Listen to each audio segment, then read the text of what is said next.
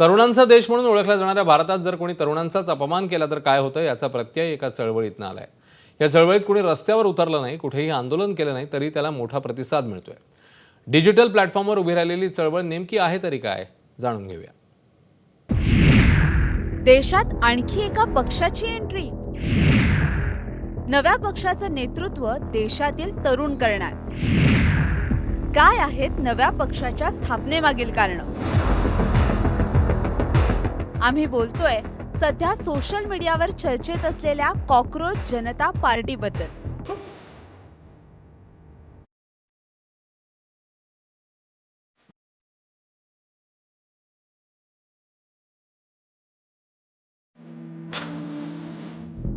Cockroach जनता party हे नाव तुम्ही ऐकलंच असेल। नव्याने उदयास आलेला हा पक्ष निवडणूक आयोगाकडे नोंदणीकृत नाही, मात्र गेल्या काही दिवसांपासून सोशल मीडियावर तो धुमाकूळ घालतोय। अवघ्या काही तासातच पक्षाची सदस्य संख्या ही 70,000च्याही वर गेली आहे। तर काहींनी सदस्यत्व न घेता या पक्षाच्या अकाउंटला फॉलो करत पाठिंबा दर्शवलाय। पक्षाच्या फॉलोअर्सची संख्या आता मिलियन्सच्या घरात आहे। 3 ते 4 दिवसात इंस्टाग्रामवर 5 मिलियन फॉलोअर्स झालेत।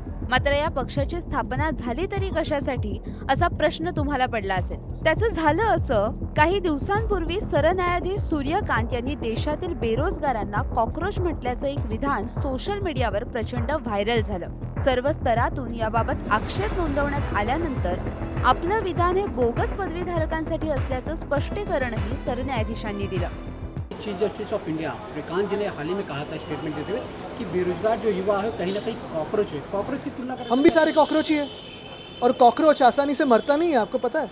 कॉकरोच बहुत साल जीता है और कॉकरोच अगर साथ में है सब देश के तो क्या होगा आपको भी पता है।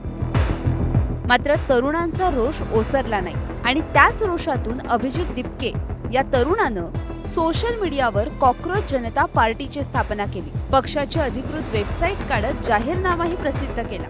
मात्र पक्षाचा सदस्य होण्यासाठी काही अटीही ठेवल्या। काय आहेत अटी पाहूयात। बेरोजगार असणं आवश्यक, आळशी असणं गरजेचं आहे, दिवसातील कमीत कमी 11 तास सोशल मीडियावर घालवायला हवेत, आक्रमकपणे तुमच्या मागण्या मांडता यायला हव्यात। या अटींची पूर्तता केली तरच तुम्ही पक्षाचे सदस्य होऊ शकता।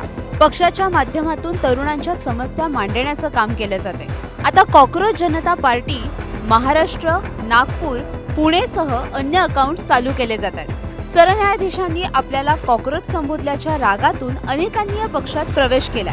मात्र काहींनी या सगळ्याला पोरखेळ समजून त्यावर टीकाही केली आहे। पण तुम्हाला काय वाटतं? डिजिटली संघटित झालेला तरुण देशात नवी क्रांती घडवू शकेल का?